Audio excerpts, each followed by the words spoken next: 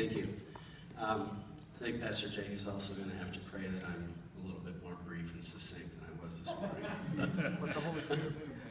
morning. My name is Fred Scretta. My wife and I have been coming to the next services probably for about 2 years now, maybe a year and a half.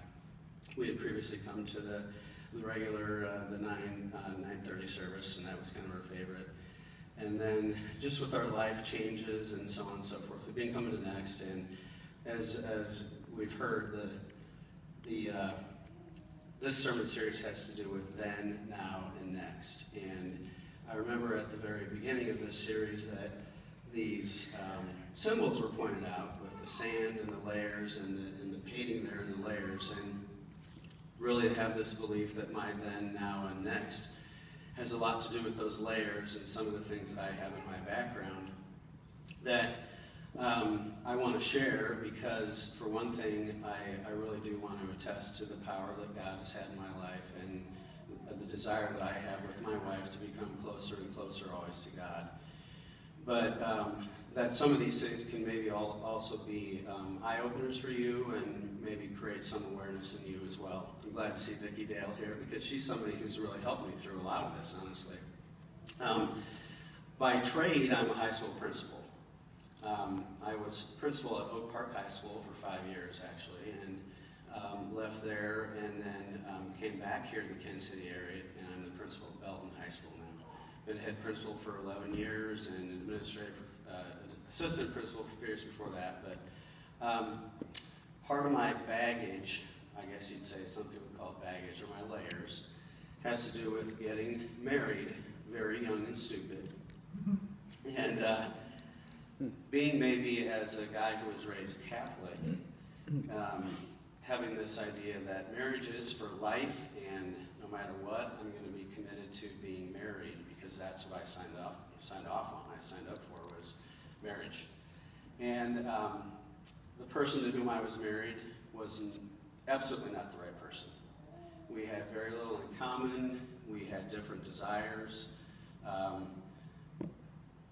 She was, just to be truthful, more materially oriented, and over the years, what happened was I became more focused on the status and moving up the ladder and getting things taken care of, like a doctorate. I have a doctorate in education, and well, over that course of that time, one of the things that happened was in 2004, I was diagnosed with lymphoma, cancer, a blood cancer. And 2004, 2005, I went through 17 months of chemotherapy and all that good stuff, lost my hair. And coming up here on May 13th, I'll be 11 years as a cancer, not a survivor, but a conqueror. So that's an exciting thing. So, but part of that also has to do with what is still mine now, in that after going through cancer and chemotherapy, we found out that I also have an immune deficiency called common variable immune deficiency. My blood system just doesn't work right, and it doesn't produce the antibodies that most people have just to fight off infection and things. So even now, I go in every 4 weeks to the Kansas City Cancer Center up here on Green Hills Road. I get plugged in, and I say I get recharged or juiced up on antibodies. And every 2 weeks, I go in and get a shot. So that's kind of part of my life. And, well, not just kind of, it sure is. It is. And, you know, again, kind of thinking about these layers, then the next layer really was a very high conflict divorce. And just getting to a point where I knew that this wasn't right, that there wasn't a spiritual growth there at all, despite efforts. And as a father with 2 kids out of that marriage, I wasn't being supported or partnering in any way with my then spouse. High conflict divorce, and then what I want to share in particular with folks here, and that you might not be aware of, and just create awareness, is the concept of parent alienation. Going through this divorce and then coming out of it, I was really saved, and that's the word I use, by my wife now, Heidi. We have 2 boys. Trenton is a 6-year-old, and he is in kindergarten this year. This weekend, he was gone with his dad But together, Heidi and I have a nearly 3-year-old little miracle named Chase. And I'll talk here a little bit more about that. But coming out of that divorce and a high conflict situation, even when I tried to have time with my 2 kids, a lot of times what would happen was I would end up in conflict. The kids were not, they weren't happy. They weren't doing well with me. Their mom declared, and through my daughter to us, that she was going to get half of everything I had. This is coming from a first-grade girl. I remember clearly going through a store and a shop, and the checkout where it was like a Party America. And at the checkout line, they always have those impulse things that you want to buy, or at least your kids want to buy, right? Like candy and the sour push-up lipstick kinds of things, right? I can't stand them. Every kid loves them though, right? Well, this is crystal clear in my mind. I didn't want to get it. And having been sort of released and free, the way I felt, to be the dad that I wanted to be, after having been told by her that I wasn't a good dad and I wasn't a good father, I was like, I can do this now. This is what I've wanted to do. And I wanted to parent my kids the way I thought was right. I tried to take them to church whenever I had them and go to services on Sunday. But at this particular time, we were going through the checkout line, and the kids both wanted one of those sour push-up things. And Dad flatly said, well, kids, I'm sorry, but I don't have money for that right now. And my older boy's response was, well, Mom's right. You're selfish. And that stings a little bit, right?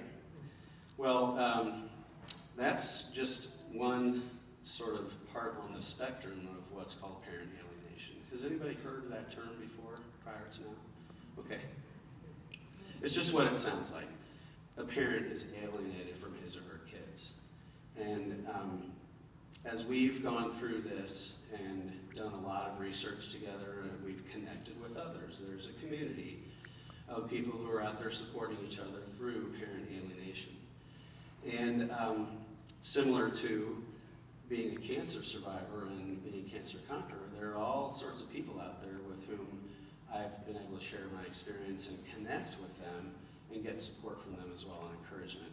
As cancer people, how many here have been affected by cancer in any way? Personally survived or have friends, family, relatives? Yeah. So I'm not going to talk too much about that, honestly. It's a good story too, but similar to going through cancer, we found that we have a connection with others. And I wanted to bring that awareness to you. As a high school principal, and in my line of work now, and what I've always thought was a vocation, I've come upon it more and more and more. In my own staff, we have about 1,000 students at our school, and we have a staff of about 85 teachers and support staff. On our staff alone, there's one other guy who is in a very similar situation. I haven't seen my kids for nearly 4 years now here at the end of May. I am in contact only passively. Their teachers send us emails, so I know that they're getting good grades, and I see pictures now and then, and they're smiling, but the contact that I attempted to make, all those efforts were, you know, I would send a card, say on birthday, Christmas, and I have no idea whether they got it. My guess is probably not. And that was something that I realized that this started long before I was divorced from her. That the relationship was not good, and I had been told even throughout the marriage that I wasn't a good dad. And as a dude, it's not very cool to say that I'm being abused, but there was some psychological abuse there. And I've worked through a lot of that and made this point where, as I've gotten support from others in this community and knowing that it's probably a little bit more prevalent than we would like to admit or imagine, went through really a grieving process of letting go of my kids, of those 2 older kids. I went and did Heidi and I went together and did the Birdhouse Project with Vicki and kind of worked through that, not just that event, but in a lot of other ways. So that's a lot of the then that informs my now. And my now has to do with realizing that like the song that Mercy Me has, greater. Greater is the one living inside of me than he who is living in the world. John 1, chapter 4. And I also have a tattoo. I have several tattoos. But I have a tattoo on my arm now with God is love. This is the most recent tattoo. And this one is blessed life. Although I've gone through some sort of crappy things, honestly, sorry.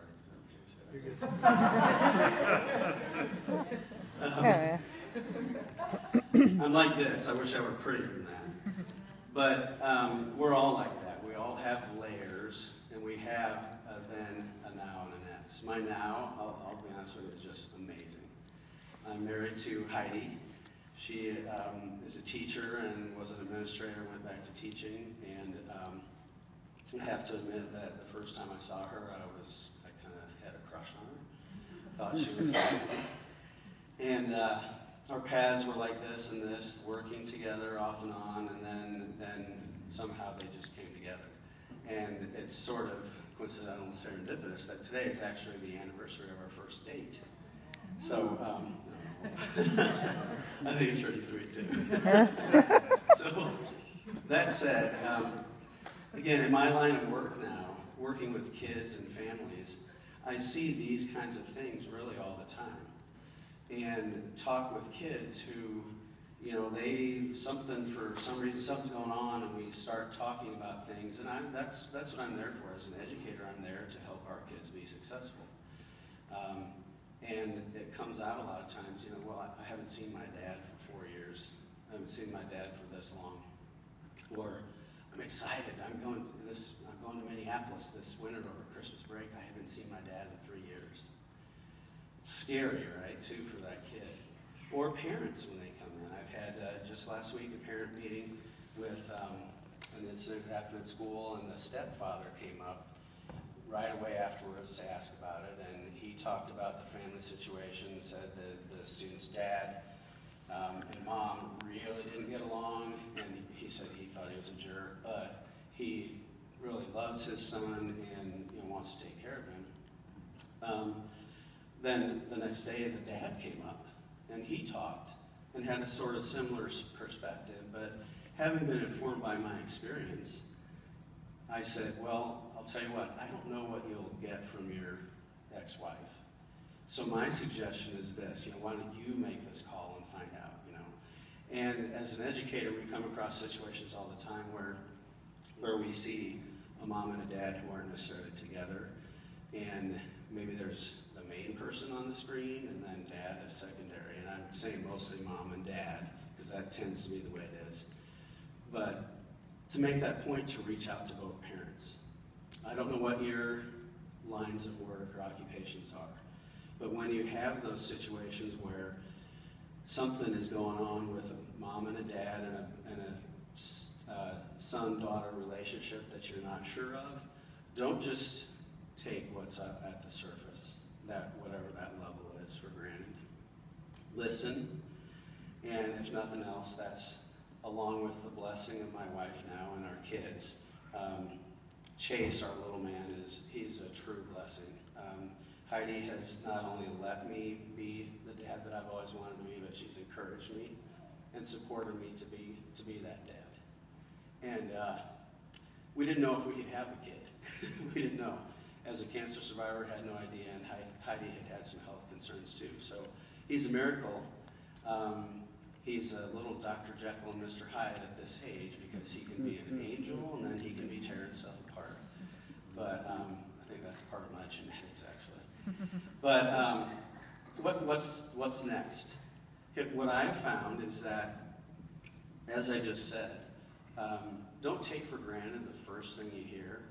And in a large part, what that means is sort of suspending judgment. Don't judge. If there's nothing else that I've learned that's really important, it's don't judge. And in terms of a relationship with God, Heidi and I, this is the other amazing thing, probably the most important thing, is that Heidi and I have a church and a God and a Christian relationship with each other. We pray, and that's amazing to pray with my wife. We pray every day, every night. We pray with our kids. And Every night when we go to bed, we say a prayer that God, thank you for our love, but also please help our love to keep growing and showing the world what Christ's love is about. And that's what I hope we're doing. The next, just listen. Sometimes God speaks in very subtle ways. Sometimes it's cancer or a high conflict divorce and it's a skillet across your face. But if you listen and pray and commit to approaching things with love, God is love. And that's what I found, and that's what's kind of brought me to this, here's what's next. I'm going to listen and love.